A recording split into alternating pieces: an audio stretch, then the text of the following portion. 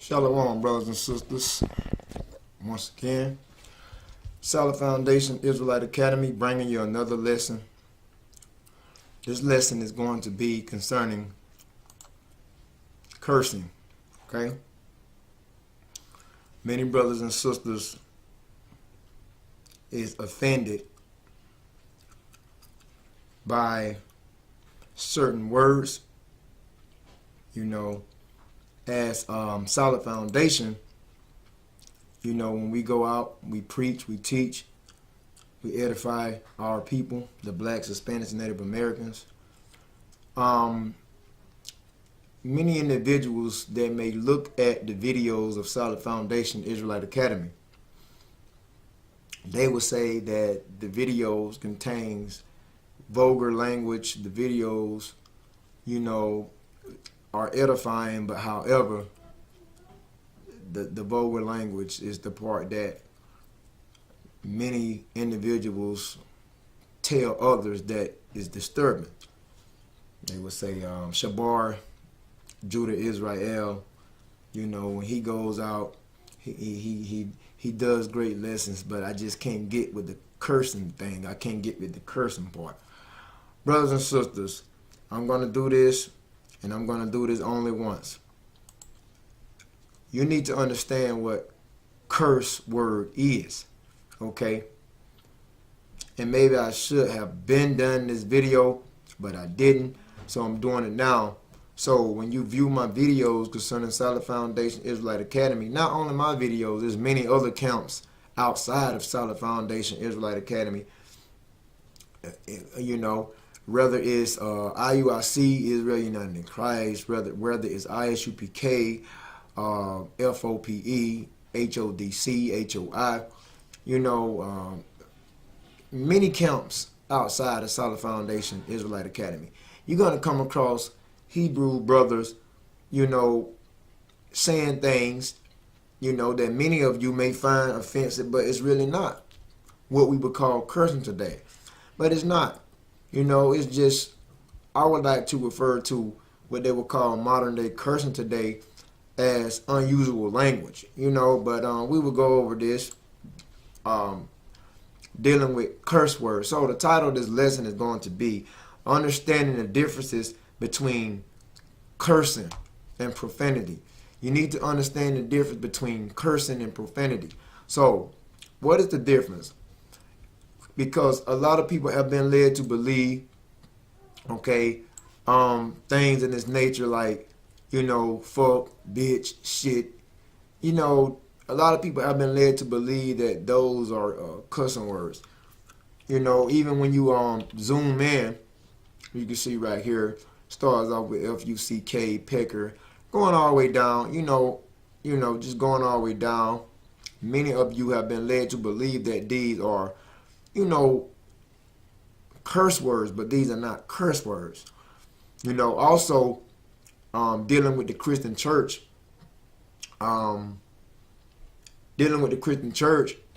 they would tell you that if you use such terms as bitch, ass, damn, fuck, shit, stuff like that, what the Christian society consider a capital offense in the eyes of the Most High and His Son Christ, they would tell you, brothers and sisters, to use such words is to be condemned, and these terms will keep you from the kingdom of heaven. But nowhere in the Bible does it say that what they consider cussing, what we use today, as what I would call it unusual language. Nowhere in the Bible does it say that you're not going to receive the kingdom for saying fuck, bitch, shit, hoe, and so forth. Nowhere in the Bible does it say that we are condemned for such terms that we use today. Nowhere in the Bible does it support that. So where is this coming from? Because the Christian church claims that this is a capital offense in the eyes of God, what you would consider cuss words or profanity today. So in modern day times, we have been repeatedly brought up to believe that cursing is wrong. Or some people say slang, cussing.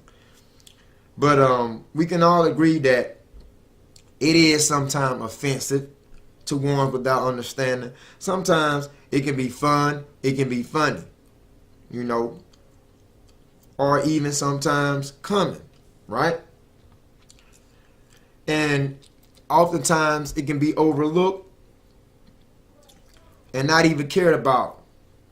It just really depends on the circle of friends that you hang out with, you know, regardless if it's family, you know, your work environment, which varies among all groups of people.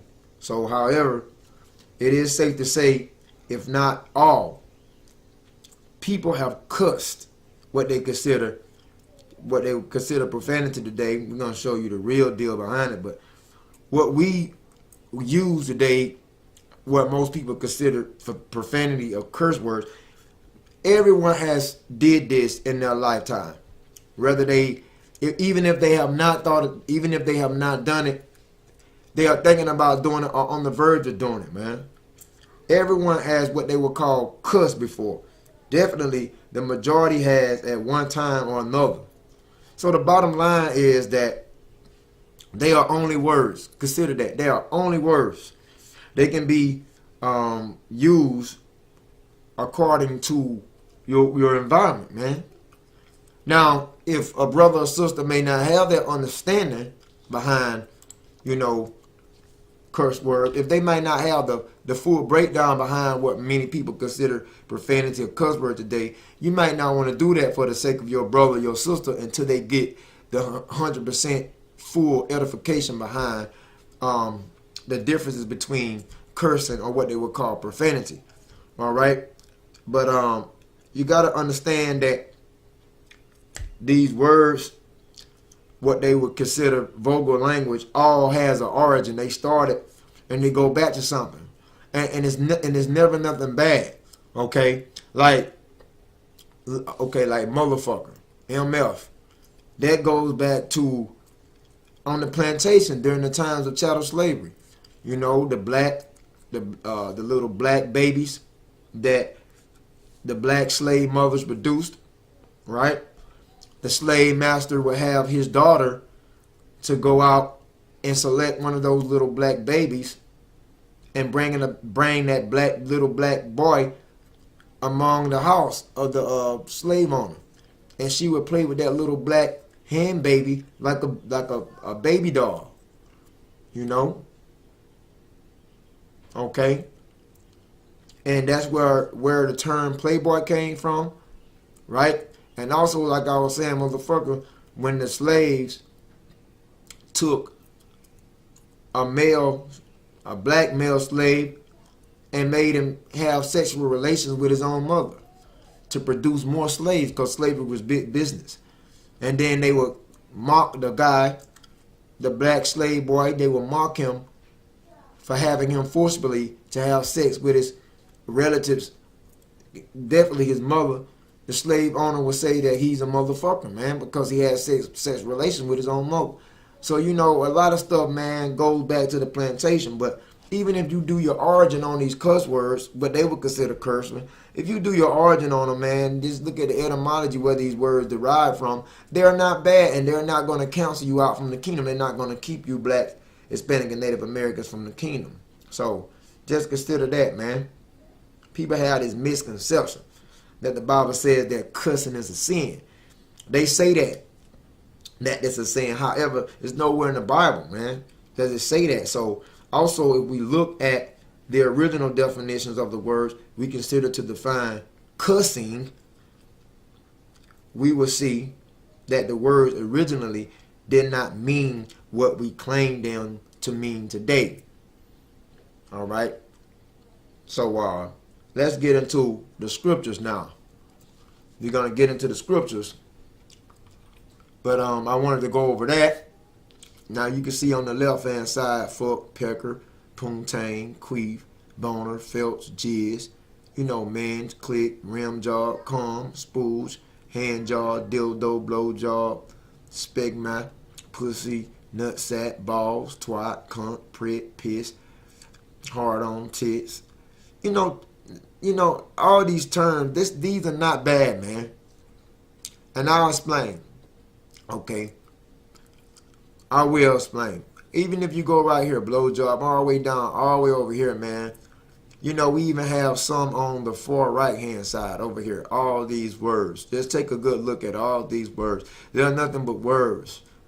Nothing but words. Okay? These are not going to keep you from the kingdom. These are not going to keep you. These are not going to condemn you in the eyes of the Most High and His Son Christ. Yahweh Ba'Shem Yahushua. These words, they are just words, man. Okay? So, let's get into the scriptures, y'all.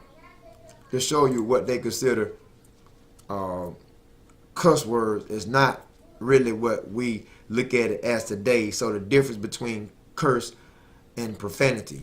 All right? So, what you see before you is the Compact Bible Dictionary. This is the Compact Bible Dictionary. And on page 120, in this book that you see on display, it goes over the definition of curse. Okay? So, since many people consider bitch, fuck, ass, and so forth cuss words, we're going to go into the Compact Bible Dictionary and see the biblical definition of curse. All right? Which is on page 120. So let's check it out in the Compact Bible Dictionary. Let's check this thingy out right quick. Okay, now look at this. It says curse, right? It says the reverse of to bless. So that's the true definition behind the term curse. A curse is the reverse of to bless. It's the opposition of bless. Okay, that's what curse means. Okay, let's read on. It says the reverse of bless, of to bless.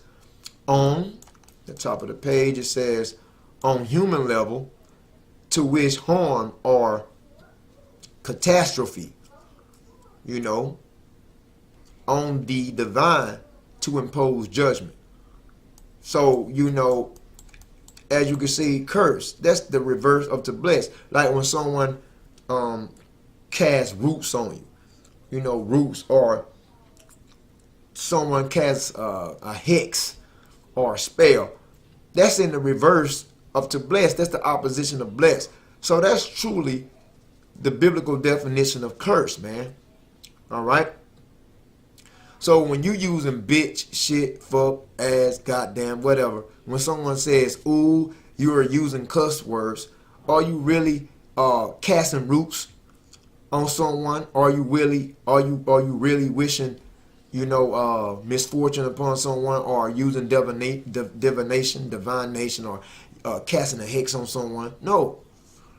All right, so that's really the true definition of the biblical term curse, the reverse to bless. You know, as we showed you, it says to wish harm on or catastrophe on someone. Now it says the cursing of one parents is sternly prohibited by the Mosaic regulation. So basically, in the biblical times, the ancient world, if you curse your parents, that was prohibited.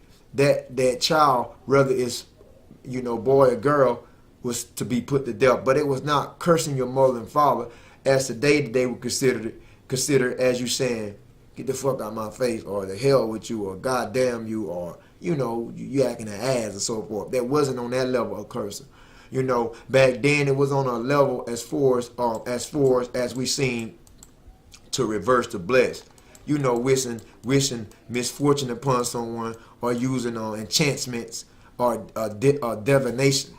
You know, or anything that's dealing with in the hex community. That what was back in the ancient world considered as cursing of your parents. When you use enchantment against your parents, then that boy or girl was to be put to death, because that was prohibited by the Messiah regulations. See? So Christ commanded those who would be his disciples to bless and curse not. You know what I'm saying? Basically, don't get indulged into enchantment and so forth. But what I really want to come over, get to the point is, it says right here, man. All right. Let's go to Galatians 3 and 13, and we'll come back to the biblical term curse. Galatians 3 and 13. All right. Galatians 3 and 13. This is the book of Galatians 3 and 13. It says, Christ had redeemed us from the curse of the law. Now, who the only nation of people that were under the law? The children of Israel, the modern day blacks, Hispanics, and Native Americans. All right? Christ redeemed us. Yahushua redeemed us by his blood. We're ushered in the new covenant, the New Testament. He redeemed us from the curse of the law, which were animal sacrifice back in the ancient world, because there were certain rules and regulations under the sacrificial law that you could not break, and if you broke those rules and regulations under sacrificial law, it was certain sins that you couldn't atone for. You had to be put to death. So when Yahushua, Christ, who the world calls Jesus, came on the scene, he redeemed us from the curse of the law. He gave us basically, he gave us simply a better atonement to be redeemed from the curse of the law, the animalistic sacrifice. But being made a curse for us, see, for it is written, cursed is everyone that hangeth on a tree. Now, they're talking about basically what they would call, cussing today. No, you have to get the biblical understanding. You understand? That's defiled, basically. Defiled is everyone who hangeth on a tree. If you look at it, you look at cursed in the Greek, it says Strong's G 2671 katara. That's the curse. G 2671. You look into that, it says right here. It says an execration or imprecation, curse. And that's not dealing with what they would call modern day vulgar language. You understand? Let me give you another one. Okay. So now we're back into the Compact Bible Dictionary dealing with curse. And look at this. It says the modern Western practice. Now, what is the Western practice? Talking about over here in the Western Hemisphere, the United States of America, the people over here, the citizens over here, says the modern Western practice of cursing, and it goes right here as i.e. as an example. It says the modern Western practice, which is the United States of America, Western practice of cursing, using profane language, is never referred to in the scriptures. See that? So what they would call profanity over here, or cursing words, were never referred to that on the same level as the biblical definition curse, referring to the scriptures. There was no such thing as someone walking. There was no such thing back in the ancient world. If you said unusual words such as, because in the ancient world, they called people snakes, vipers. Christ called the Pharisees snakes, vipers. He called a Syrophoenician woman a dog. Those was considered like, harsh words back in the ancient world. But they was never considered cursing, man, or profane language.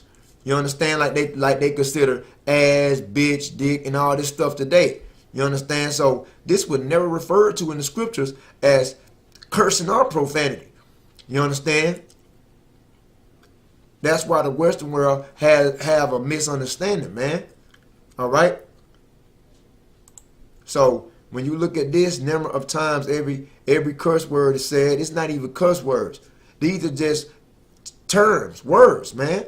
I like to call it unusual language. You understand? Why? Because we'll show you in the scriptures that when a prophet cursed someone, he was not saying fucking, fuck, shit, motherfucker, fuck, dick, bitch, bullshit, cock, and so forth and etc. When a prophet cursed someone in the Bible, it was not in reference to what you see here. So let me show you what it really was. Let's go to the scriptures. So we're going into the scriptures, and just remember the Compact Bible Dictionary deals with curse. And the true biblical definition of curse is the reverse of to bless. So when the prophet cursed someone in the scripture, basically it was the opposition of blessed. All right? And we'll show you this. This is 2 Kings chapter 2, verse 22. So the waters were healed and to this day, according to the saying of Elisha, which he spake, 2 Kings 2:23. And he went up from thence into Bethel. And he went up from thence into Bethel. And as he was going up by the way, there came forth little children out of the city. Now these are little children that came forth out of the city. And guess what they did? And mocked him and said unto him, Go up, thou bald head. Go up, thou bald head. So as you can see, 2 Kings 2:23, you know, Elisha went into Bethel, and as he entered, there came forth little children. Now these are little children. Maybe little boys and girls, maybe little boys, maybe just little girls. But they mocked the prophet Elisha, man. They scorned him, they scoffed, and they mocked at him, and they called him bald head. So let's see, 2 Kings 2:24. And he turned back and looked on them. So Elisha turned back, looked on them, gave him a little mug. Turned back, looked on them. Guess what he did to these little children that came forth? And he cursed them in the name of Yahweh. All right? He cursed them. Now, was Elisha saying such terms as these? Okay, was he saying such terms as these? Or was he saying terms like this? No, he wasn't saying damn, fuck, bullshit, ass, hell, fucking. He wasn't saying none of that, man. Alright? But however, keep in mind, 2 Kings 2:24 did say that he cursed these little children. So these unlearned so-called Negroes, when they come up to you blacks, Hispanics, and Native Americans that's inside this truth, that's keeping these laws, and especially your damn Christian church, all right, when they come up to you and tell you that cursing is wrong, you know, that the type of language that we use, let's say, like in general, they say cursing is wrong, then you tell them, then Elisha the prophet cursed little children, man. If cursing is so damn wrong, how come Elisha the prophet, because Elisha was the successor of Elijah, how come Elisha the prophet cursed little children, man? Many of these so-called Negro pastors, these Pharisees, don't even know that's in the Bible, man. So, you know, you want to come down on us for using unfamiliar language because it's not cursing according to the Bible. You want to come down on us, but then you can't believe that Elisha the prophet cursed little children in the Bible. But when he cursed the little children, keep in mind that he was not using terms such as these. Okay, he was not using terms such as these. He wasn't using stuff like this. He did what? According to the Compact Bible Dictionary. He did what? Cursed. But what is the biblical dictionary definition of curse? The reverse of bless. Okay? It's the reverse of bless, as you can see right here.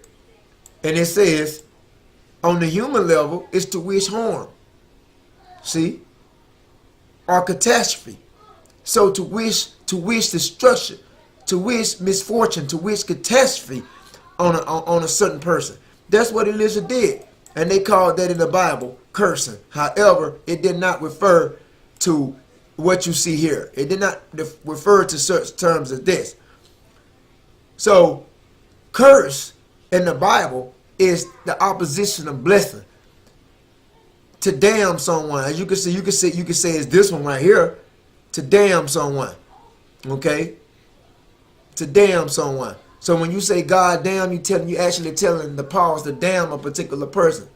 You understand? So that's what Elisha did. 2 Kings 2:24. He turned back, looked on them, and cursed them in the name of the Lord, Yahweh. See? Now, when he cursed them, what did he do according to the biblical definition of cursing? The reverse to bless, the reverse of to bless. So what's the opposition of bless? It says on a human level to wish harm or catastrophe on a certain person. And that's what Elisha the prophet did. He wished harm on these little children. And let's see what happened after he wished harm on them. And there came forth 2 she-bears. Those are female bears. There came forth 2 she-bears out of the woods, right? And tear 42 children of them. So 42 children that got their asses chewed out by these she-bears. Why? Because they was mocking the prophet Elisha, and Elisha cursed them. To curse is what? To curse, according to the Zondervan Compact Bible definition, is the opposite of bless, and it says to wish harm or catastrophe. So that's what Elisha did. He wished harm on these kids. And it was 42 children that was torn in pieces by these damn she-bears. So that's what the biblical definition defines as curse. It don't have nothing to do with what you see right here. Okay?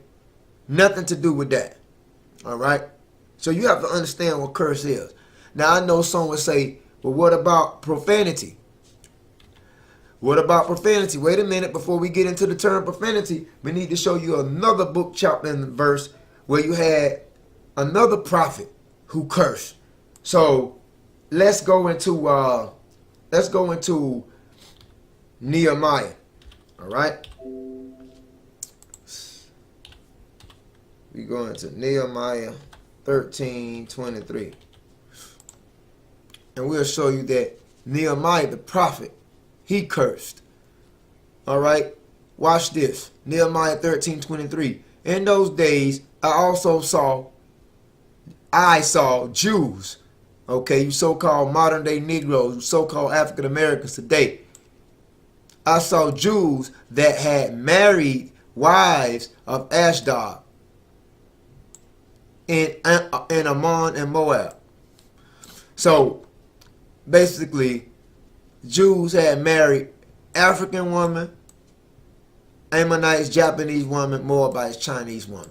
So you had these Jews, which is these so-called Negroes today, back in the ancient world, that was having sex with Africans, Japanese women, and Chinese women.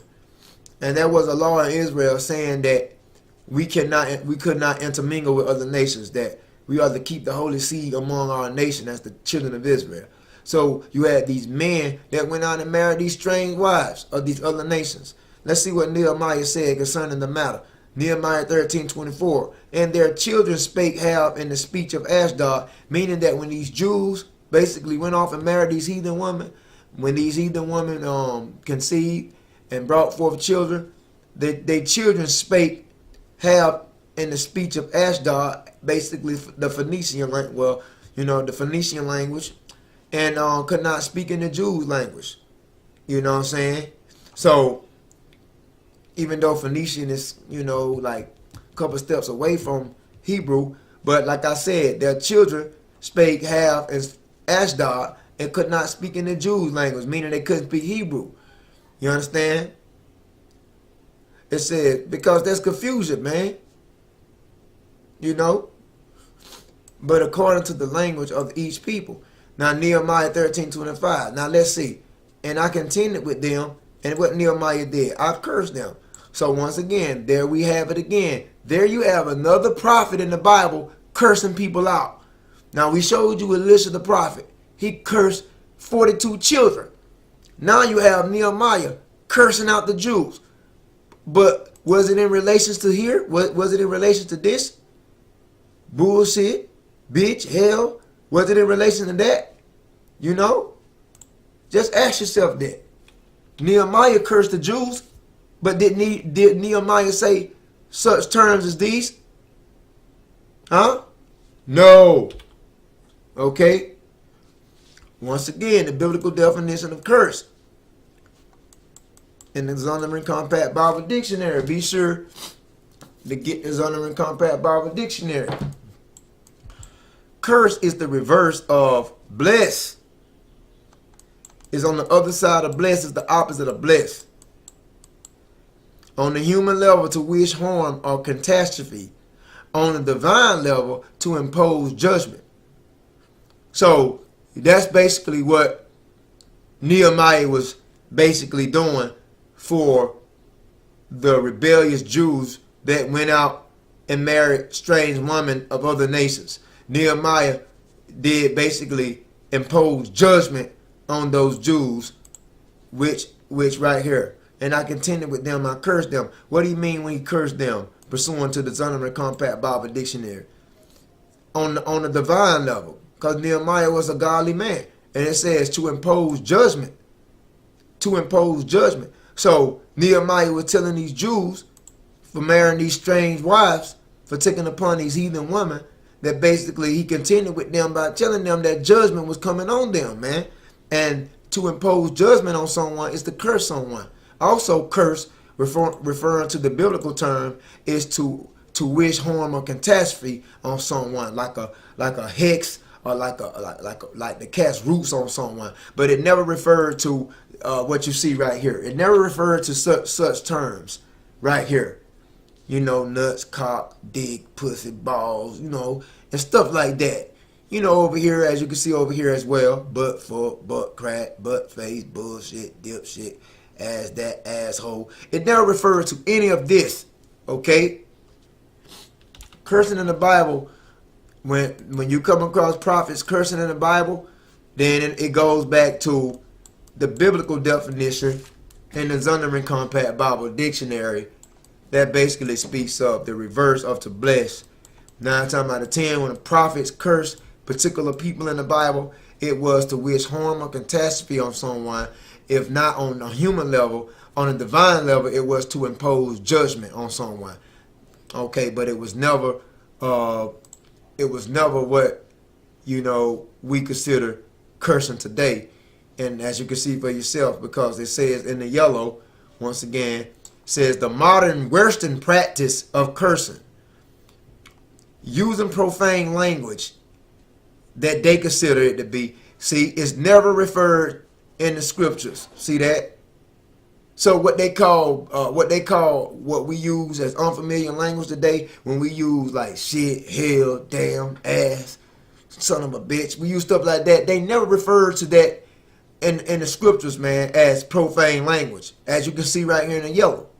So what did they refer to in the scripture as profane? Because we went over curse.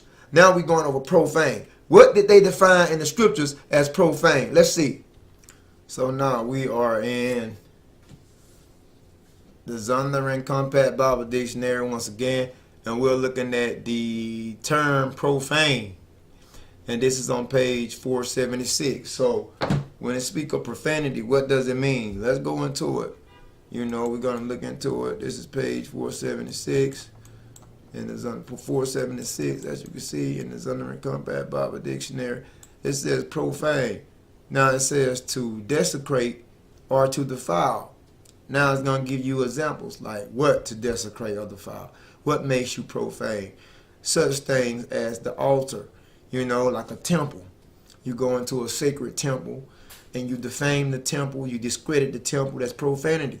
You know, you go into a temple, let's say a holy divine temple, you go into the temple, pissing all over the temple and shitting all over the temple, you know, just doing ungodly things in the temple, having sex in the temple, you know what I'm saying, you know, doing rituals, doing witchcraft in the temple. That is what you would call profane.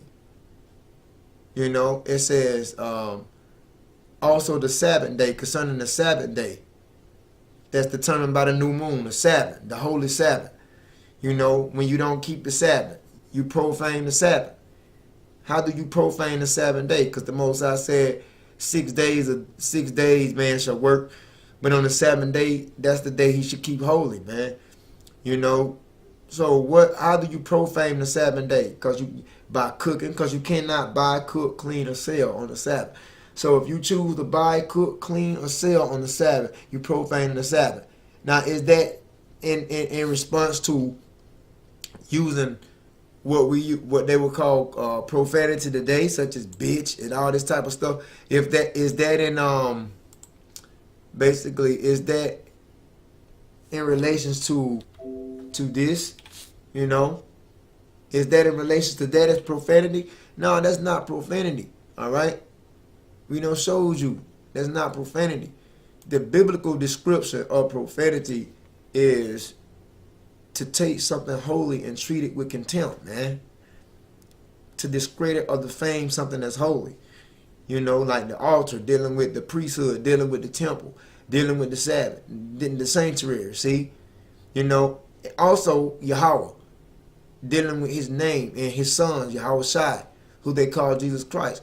You know, to take Yahweh's name in vain in his son's name and just shit all over Yahweh in his son's name. You know, want to make jokes out of the Heavenly Father and his son, like some Israelite camps do. You know what I'm saying? They take like the Heavenly Father, Yahweh, and Yahweh Shai, which is the Heavenly Father and his son. They don't believe in the name, so they make jokes out of it. That's to take God. That's profanity, man. See, if you take God's name in vain and his sons, that can all be in the community of being as profane. Now, as Esau, so-called white man, you know, today, him and his descendants, Esau was called a profane person. Now, the Bible speaks of this in Hebrews 12 and 16. But Esau being a profane person, was it in relations to what you see here? Esau did Esau go around basically using terms as you see right here, using these terms right here? Does that speak of Esau being a profane person, using terms such as this, what the world today calls these nothing but words, profanity? No. Let me show you the biblical description of profanity, because it did say in the Bible, Zondervan Bible Compact Dictionary, it did say that on page, let me see what page this is, 476, that Esau was called profane person. So let's head over to Blue Letter Bible, Hebrews 12 and 16. All right. Hebrews 12 and 16, it says, "Lest there be any fornicator or profane person as Esau." Now, was Esau going around saying bitch, hell, dick, fuck, you know, shit? Was he saying all that? What they would consider profanity today? No, it's not talking about that. Esau was a profane person. Why? Let's go back into the Zondervan Compact Bible Dictionary, page 476, dealing with profane. Esau became a profane person in Hebrews 12 and 16. It tells you why.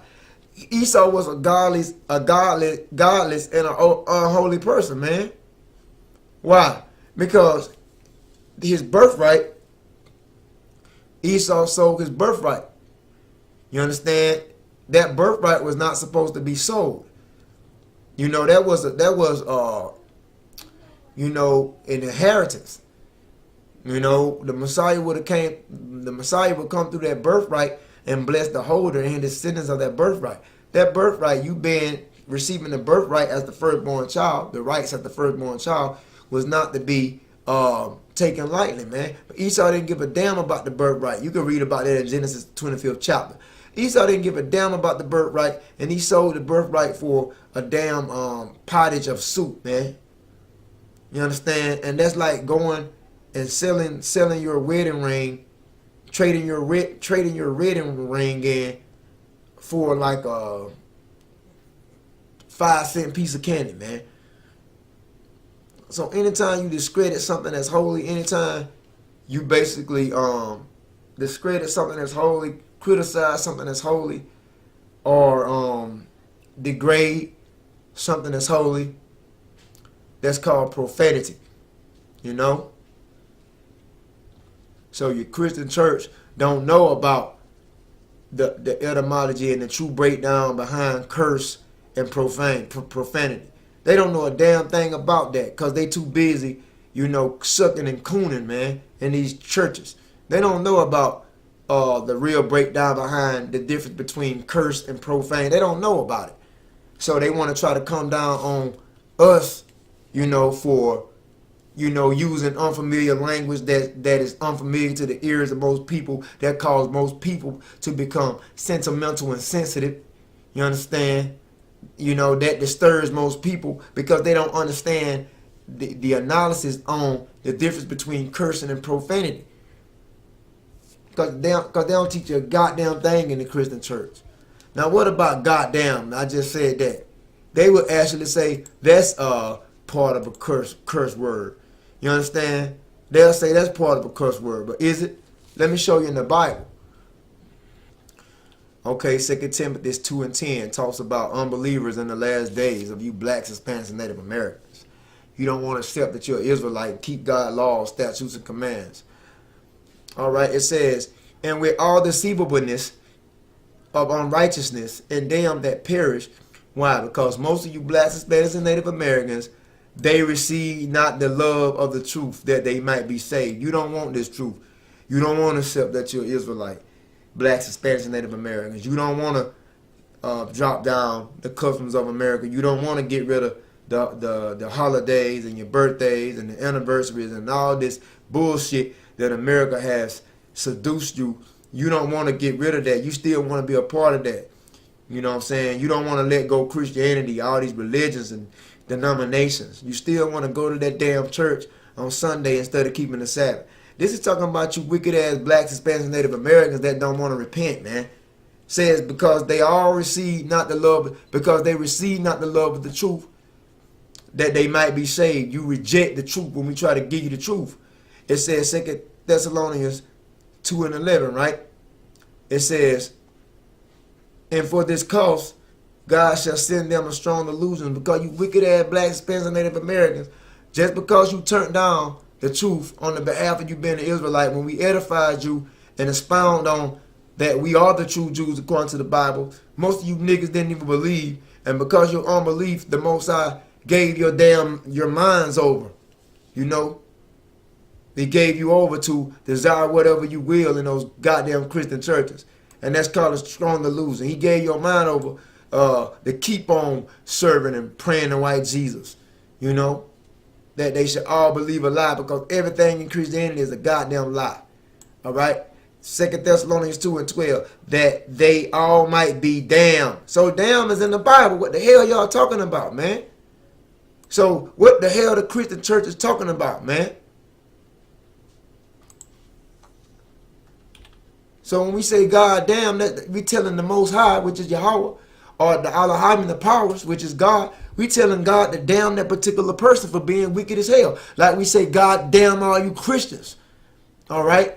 God damn all you blacks, Hispanics, and Native Americans that don't want to accept this truth and step up to your calling and accept that you are the chosen seed and that we ought to be keeping God's commandments through the spirit and power of Yahweh B'Shem Yahushua.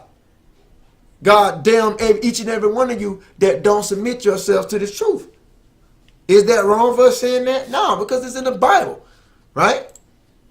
2 Thessalonians 2:12, that they all might be damned, who believe not the truth, but have pleasure in unrighteousness.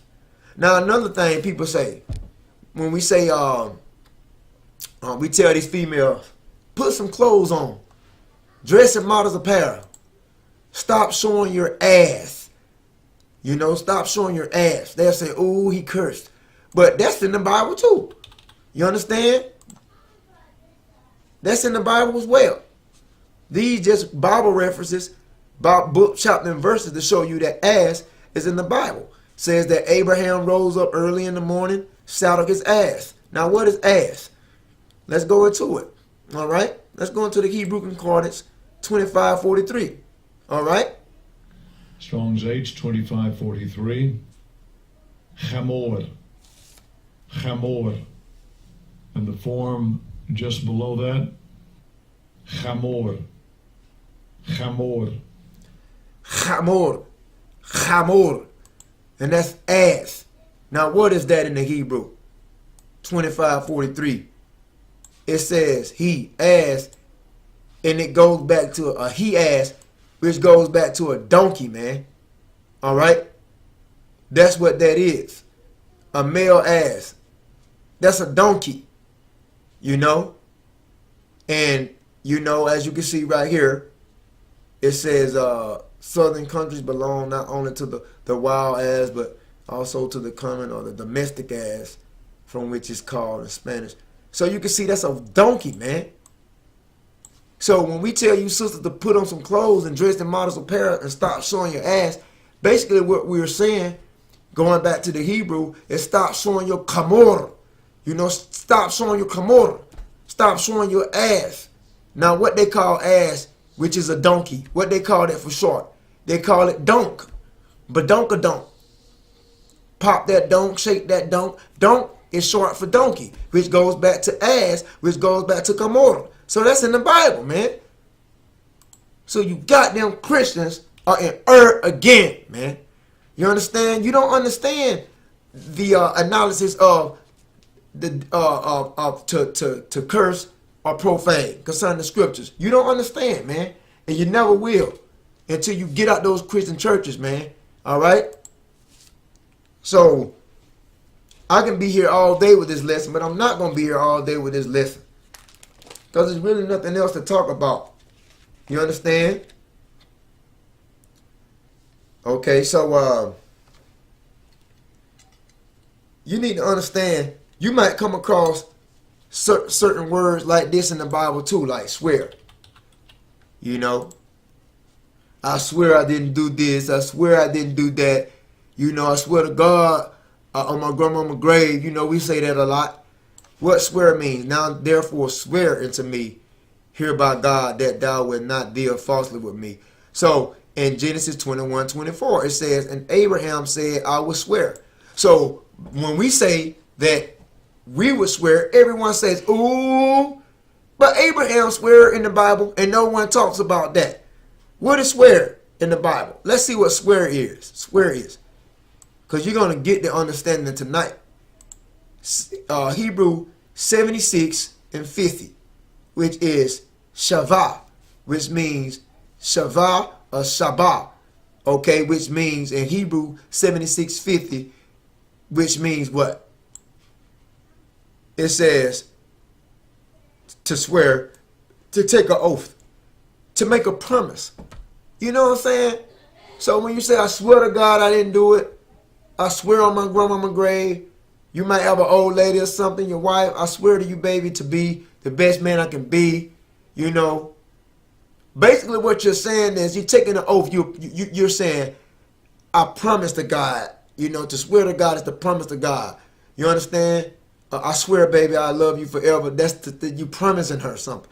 You understand? Like, as well as, you know, I swear I didn't do that. I didn't steal this. I didn't steal that. Basically what you're saying is, I'm taking an oath. I'm telling you, you know, basically, I promise I didn't do that. You understand? That's all the swear means, is to make an oath, or to make an oath to promise. That's all that means. What else they love to consider as vulgar language today? You know, because it's really ridiculous, man. It just don't make any sense. I shouldn't have to bring more information out concerning this, you know. But this is matter of fact, because you had one of the disciples, you know what I'm saying, he cursed. You know what I'm saying? Like, okay, check this out. Let's go to Judges 14:16 on the behalf of Samson, right?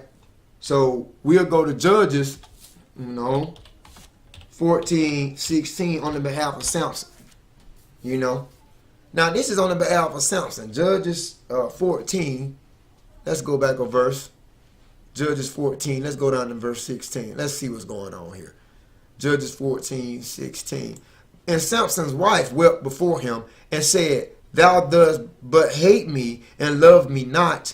Thou hast put forth a riddle into the children of my people and hast not told it to me. She was bitching because Samson didn't tell her this deep, dark riddle. You understand? And he said unto her, Behold, I have not told it my father nor my mother, and shall I tell it today?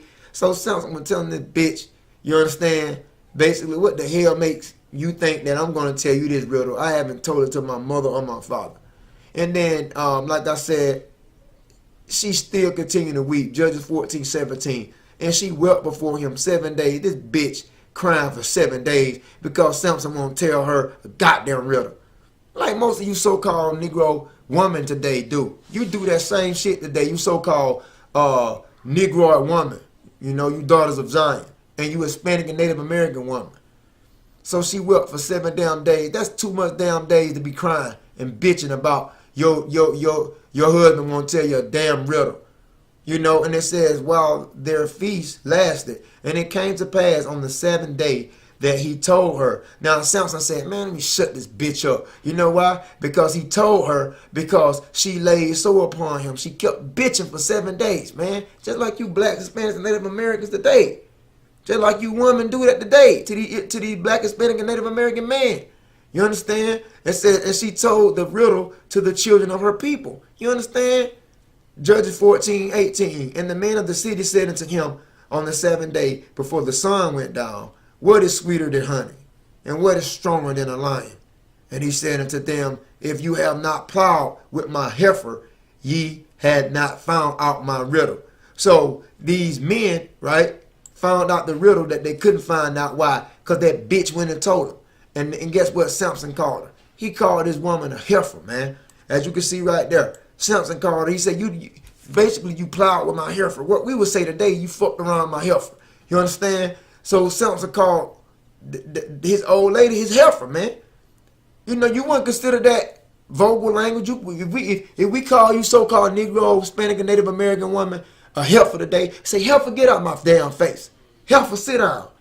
Heifer, get in there and cook my food. You know what I'm saying? Heifer, run my bath water. You know what I'm saying?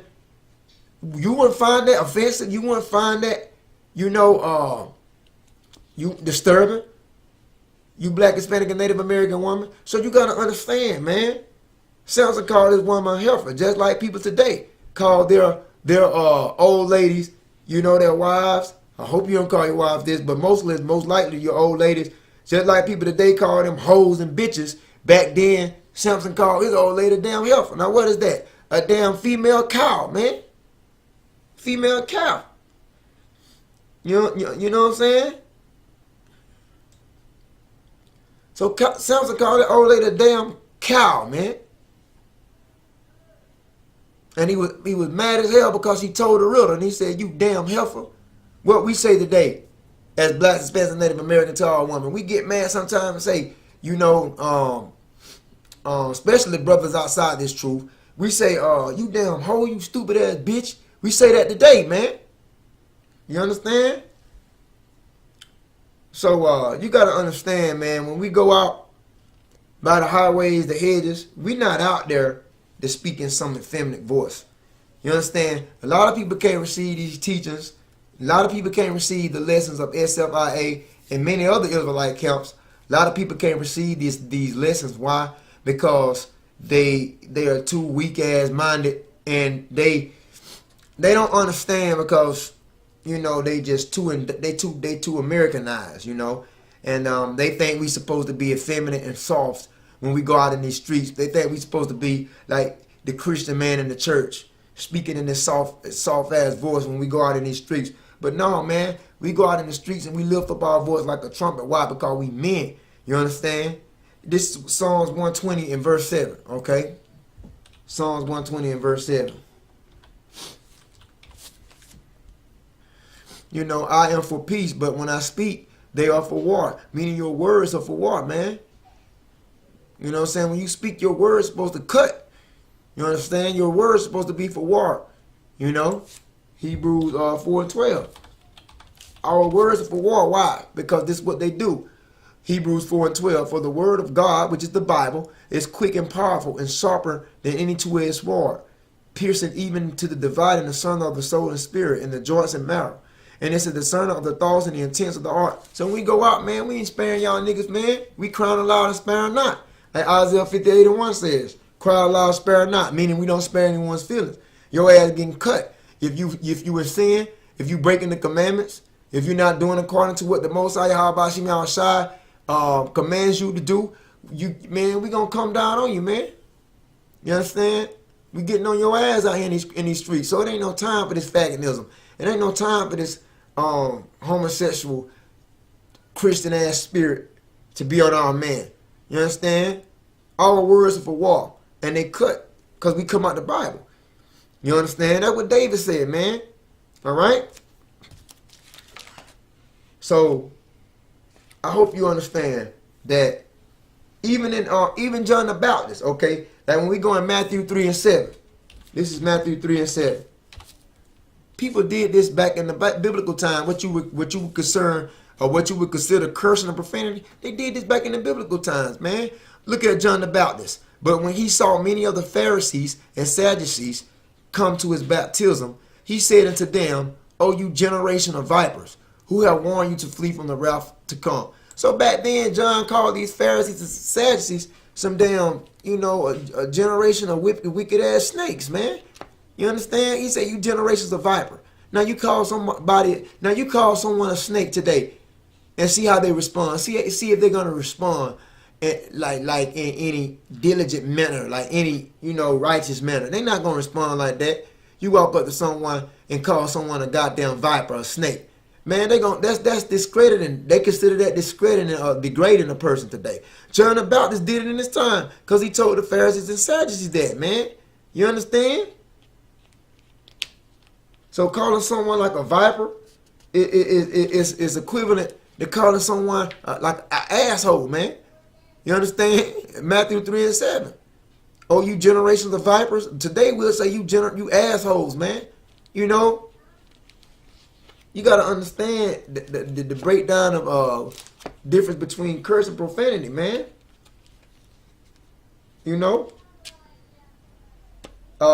the Messiah, Yahweh, who they call Jesus Christ. Let's look at that. Matthew 23:13.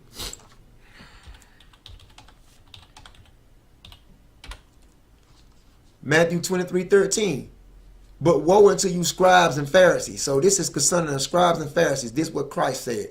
You don't believe me? We'll click the red letter box to show you that he said it. See the words on in red, which is the words of the Messiah, Yahweh. But woe unto you, scribes and Pharisees. So he's talking about the scribes and Pharisees. He said, you hypocrites, man. He says, for you set up the kingdom of heaven against men. For ye neither go in yourselves, neither suffer ye them that are entering to go in. So he say, man, you blocking the kingdom from a lot of men. You wicked ass Pharisees, you blocking the kingdom of heaven from a lot of men that's seeking to get the kingdom. He said, you ain't nothing but a bunch of hypocrites, man. What else he called them? Matthew 23:14. Woe unto you, scribes and Pharisees, you hypocrites. All right. Then it goes on and on, man. It goes on and on. And as you can see, right, it says Matthew 23:15, scribes and Pharisees, you hypocrites. You understand? Then it goes on, 23:16, woe unto you blind guys. What we would say, you blind ass niggas. That's what we would say today. This is how Yahweh said it back in his time, you blind guys. Now you call anyone blind. They're not going to find that comfortable. They're not going to find that convenient. You understand? They're going to look at that as discrediting, or they're going to look at that as degradation. You know what I'm saying? You walk up to anyone in a supermarket or a convenience store or wherever you at, and you say, what's up, you blind dude, you blind woman. You understand? You blind God. Today we say you blind ass nigga, you blind ass bitch, you blind, you know what I'm saying? So you gotta understand that, man. Luke 6:24. Concerning Yahweh Shai. See? But woe unto you that are rich, for you have received your consolation. You know what I'm saying? So woe means destruction, man. What we would say, but woe unto you. How we would say it today, but woe unto you. You know what I'm saying? I feel bad for your ass. You assed up. Woe unto you back then, today would be you assed up. You know what I'm saying? But woe unto you that are rich. You ass, the ones you that rich, you assed up. That's what we would say, man. You know? Or I feel sorry for your ass. You know what I'm saying? Luke 6:26. Woe unto you when all men shall speak well of you. You know, like these pastors. You know? Because everybody's speaking well of the damn ministers and the clergyman, you know, the bishops and all this stuff. The whole damn city is speaking well of them. That's something wrong when somebody's speaking well of you all the time. When somebody ain't somebody ain't hating on you, man, you got a lot to worry about. You understand? That's what the scripture says. woe unto you, woe unto you. This is actually pastors, damn Pharisees back then in the reincarnation. Woe unto you when all men shall speak well of you, for so did their fathers to the false prophets. You understand? False ass prophets. Telling you that in the last days, how people will speak well of them. You understand? But he said, these prophets that's deceiving the masses of the people, woe unto you. What how we would say that today? You know what I'm saying? You niggas are ass out, you niggas are crossed out. You understand? That's how we would say that. So I think I said enough to make my point here, man. Like I say, I just don't want to make the lesson too long. Let's go in Luke 19:22. Luke 19:22, because they, you know, Yahushua, who they call Jesus Christ, when this faggot ass white man with blonde hair and blue eyes and red skin. You understand? You know, many people don't understand the Messiah of the Bible. They think the Messiah of the Bible is some weak ass men. You understand? Because your Christian church today think the Messiah is just some weak ass men. You understand? And they've been led to believe. Let me type this in. I'm gonna keep this running. Type this in, Jesus Christ. If you type in Jesus Christ, they're gonna pull up this faggot ass, you know, Renaissance character by the name of Cesare Borgia. You understand? You know what I'm saying? So this is what they taught the slaves. This Cesare Borgia, which is the second son of the sixth Pope of Rome, that was placed up in the year 1492 to be the new Messiah, to be the new Christ. And what did they do with the original one that was left behind during the Middle Ages? The Pope had it destroyed, man. The sixth Pope of Rome, Rodrigo Borgia, had the true, the authentic image of Christ destroyed, man. Yahushua. All right. So what you've been led to believe on the behalf of Christ is this faggot ass nigga right here, and that's why I say in Luke 19:22, and he that said it to him, out of thy own. I'm so heated, y'all. I'm boiling, man. You know what I'm saying? Because I know the deceit that, I know how the impact that it plays on our people, man. Luke 19:22. And he said it to him, out of thy own mouth will I judge thee. You know, thou wicked servant, thou knewest that I was an austere man. You understand? So that's what he's saying. That's what these words are read, man. He said, out of thy own mouth will I judge thee, thou wicked servant. Because he said that, what Yahushua said, thou knewest that I was an austere man, taking up that I laid not down, and reaping that I did not sow. So what is an austere man? You know what I'm saying? Because this is a parable Yahushua talking about. But what austere mean, man? Yahushua said he was an austere man. What does that mean? Austerios in the Greek 840. He was an austere man. Yahushua. You know what I'm saying? He was rough, man. He was harsh. You know, he was rigid. He was off the chain, man. He was gutter with it. He was hood. You understand? He wasn't this faggot ass nigga right here. Faggot ass cracker that they tell you in the Christian church. Yahushua was an austere man. All right?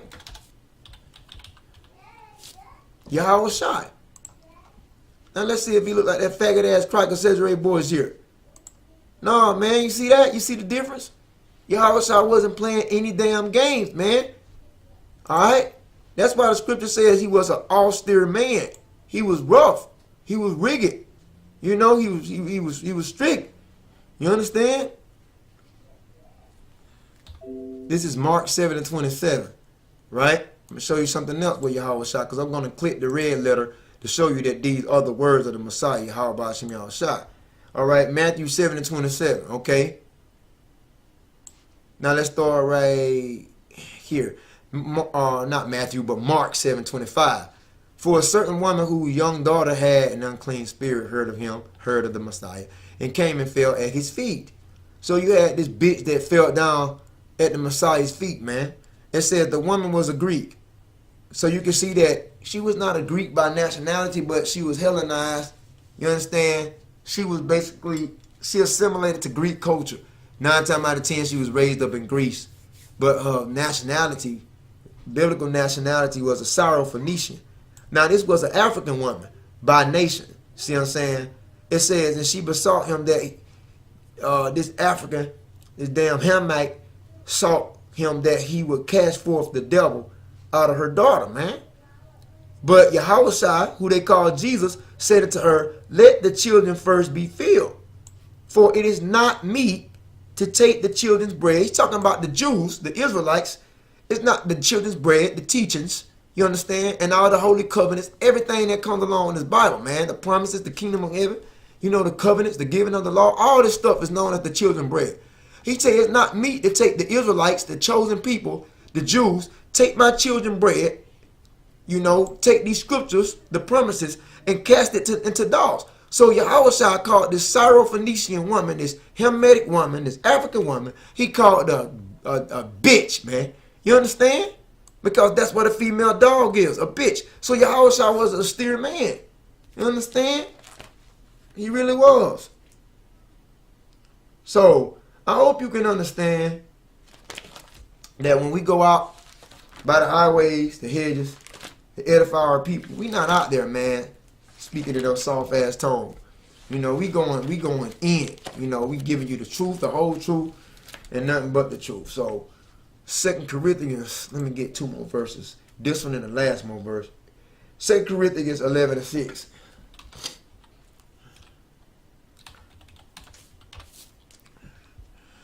Okay, this is what Paul said, because Paul was, you know, rude in speech. For I suppose I was not a wit behind the very chiefest apostles. 2 Corinthians 11:6. But though I be rude in speech. See that? So Paul didn't walk around speaking in this faggot ass tone, man. Because they talk about Apostle Paul was a so-called white man. Apostle Paul was a Jamaican, man, from the tribe of Benjamin. He would be a Jamaican today, a West Indian. You understand? A Jew from the tribe of Benjamin. And when in his time, he didn't walk around, you know, soft ass, faggot ass, effeminate speech. You know what I'm saying? He said, but though I be rude in speech, yet not in knowledge. You know, that's what a lot of people don't understand. That's why they say, well, I tried to watch Shabar channel. I try to watch Shabar channel, but he's just using so much profanity and vulgar language. He's just cursing way too much, and I just can't get into the lesson because he just, everything comes out of his mouth is curse, curse, curse, curse. Well, if you knew the true breakdown of cursing and profanity, if you knew the true breakdown between cursing and profanity, the biblical description of curse and profanity, then you wouldn't feel the way you feel. So you perish for the lack of knowledge, man. You understand? And you don't have to come on my channel and look at my videos. All of you that may feel offended by what I say, that you may consider this vulgar language, you don't have to come on my goddamn channel, man. You understand? Well, let me take that back because I don't want the Most High to damn my channel. You understand that? But you don't have to come on my channel. You know, my channel is for a strong man. Now, if you women prefer to listen, get permission from your husband or your man. But my channel is strictly for strong men. We looking for soldiers, man. We looking for Israelite soldiers that's going to stand up and that's going to be upstairs and that's going to have solid ground, common ground. We looking for strong men, soldiers, warriors, gladiators. You understand? That's what we looking for. We not looking for you soft ass niggas, man. All right? So if you come on my channel and if you feel some type of way, then stay the fuck off my page, man. For real, because we doing this only for the elect men of the nation of Israel, man. You understand? And if you feel brokenhearted and if you feel some kind of way because what I say is offensive, you don't have to come on my channel, man. Stay your ass on my channel.